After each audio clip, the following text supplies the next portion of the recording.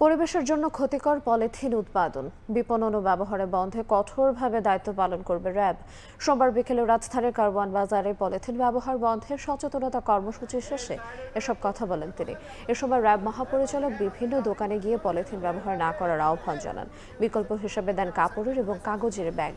সময় হুঁশিয়ারি দিয়ে বলেন, এখন সচেতনতা তৈরিতে কাজ করলেও এরপর অভিযান পরিচালনা করবেন তারা।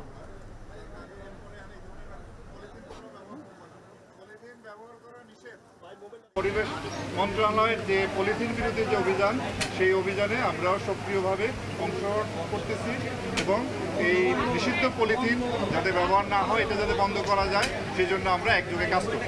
আমরা আপনার এর যে উৎপত্তি স্থল, যেখানে এটা তৈরি হয়, সেই ফ্যাক্টরিগুলো আমরা খুঁজে বের করে সেগুলোকে বন্ধ করব।